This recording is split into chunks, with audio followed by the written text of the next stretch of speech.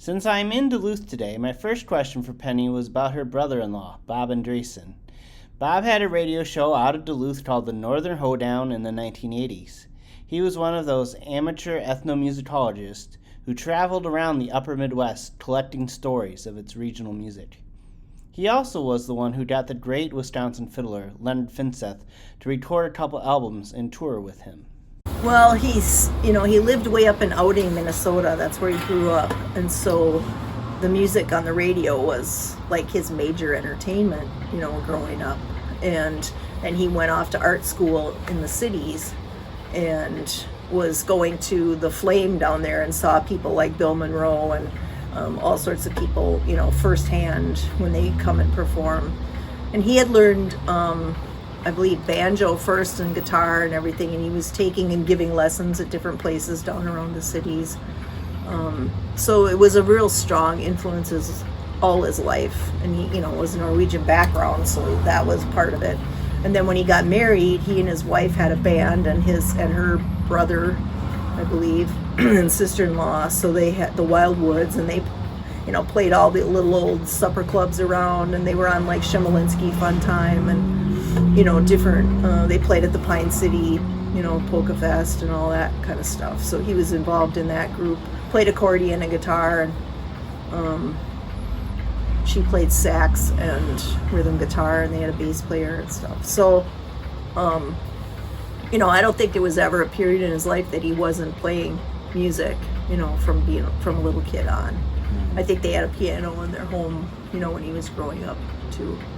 And he just took a natural interest to the Norwegian music and also the influence of the lumberjack and how different tunes changed through where they were played, and whether they stayed in little pockets and didn't change, or whether they were transformed, tunes that went south maybe, or tunes that stayed in Canada and became more ornamental. And so he was interested in all that. He was like an amateur ethnomusicologist and did field recordings, way back from when he was a young man, of different people like Otto Rensbacher and Leonard. He met Leonard through him, and Otto was in Rice Lake, Wisconsin. And then Bob, continued that and worked and was at Decorah every year and met all those musicians like Truman Sorensen and all that whole crew. And did a lot of recording of like Bill Sherburne and different people like that, brought them up, to Inland Sea and facilitated their recordings, kind of helping lead those processes so their styles were captured too. At some point, Bob really focused in on getting Leonard's music out into the world through both record and playing shows, and I talked to Penny about what she thinks might have really drawn Bob towards him. Well, Leonard's music was super pure because, it came over with him and then, stayed in that little pocket in Mondovi, Wisconsin. He played the same way as like he grew up hearing, and it didn't evolve. Like even people from Norway, their tunes evolved because they stayed there, and it, had a natural, but that whole area, even down around Viroqua, Wisconsin, there's a whole style that's slightly different down there, but it stayed the same, and we'd see all that down at Decorah, like all these fiddlers would come from those areas. He's just a neat person, like we did a lot with him, and I think, Bob started taking him to Decorah every year, and that's where I met him the first time. My sister Gail and I went down and met him, and then we used to go visit him, and he'd come up here. Thank you. He would come up, to Duluth, and we had the fiddle contest that we ran up here for a while, but he'd go to Thunder Bay or just come to events, and they went over to like the fiddle contest in St. Cloud a few times. Bob was instrumental in kind of setting up how that was judged and everything. So yeah, Leonard and they connected in that way, and then we did several things every year, like the Black River Falls fiddle-in and Decorah, and there were just these different things that happened, so there were just a lot of get-togethers where we all connected and played. And Leonard used to practice. He told me he used to practice tunes while he was driving the tractor plowing the fields. He just practiced in his head.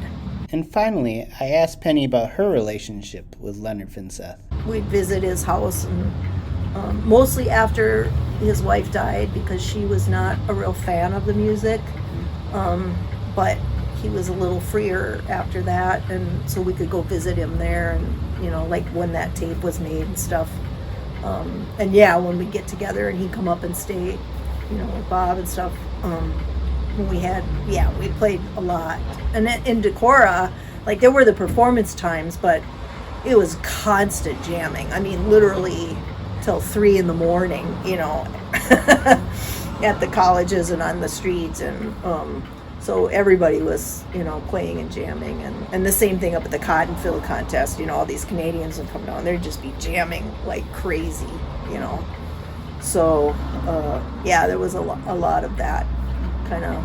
But I also played backup for him a lot. I played guitar backup for him a lot. And Gail would play bass, and we'd switch. But that really helped me kind of grasp the rhythm aspect of Leonard's playing more. So I think the bowing is it's not like bluegrass bowing or classical bowing. It's a different thing. It's about the rhythm rather than the notes. It forces the notes into the rhythm in a way that puts that drive, like a schottische or a polka or something. A big thing with Gail and I was playing harmony. Like, we always, when we were playing, and we did that a lot with Leonard and with other people. So there was a certain drive. And of course, he played for all these house parties, and sometimes he'd have to play what he would say against an accordion. Which some of us experienced playing against, like, a banjo or some other very loud instrument. Right. He was a very kind of shy person. He was a very humble person, but yet he had a great deal of pride in his fiddle heritage and the tunes that he had. It was a real strong drive with him. If you think about it, like, there was no, close person that really encouraged that or anything. It came from his uncle, and, but until he kind of connected with Bob, there was really nobody encouraging him for a certain period of time to even continue, because in the house parties weren't happening, and he'd play in his church and things like that. But I mean, I'm just having this thought right now, and I don't even know if it's true, but for Leonard, the drive, I mean, he knew melodies backwards and forwards, and he knew tunes. But I feel like what really made him like a tune or whatever was the drive, was how danceable it was, how excited people would get out onto the floor, and, because he wasn't a concert violinist, none of us are interested in this. It's about making really good music that people got to get up and schottisch or waltz or whatever. But no, he was very playful, had a lot of humor, he had such a twinkle in his eye, and he was shy, so if he was really laughing, you'd see him laughing behind his hand like that, but those eyes would just be twinkling, and I'd go and pick him up and Mondovi, and then we'd have to go through, maybe pick up somebody else, like near Blair or whatever, and then there was a way of going through La Crosse. If you missed the exit, like at La Crescent and stuff, you end up in this parking lot of this grocery store on the other side of the river, and then you'd have to go back, and I'll be darned if he and I didn't do that like every time, and it became like our way of getting there, because we'd say, okay, this time we're going to do it right, and we'd end up in that parking lot every time and just laugh, so he was a good-natured, fun person, and he loved animals, and always had dogs and cats, and they were always named Lars.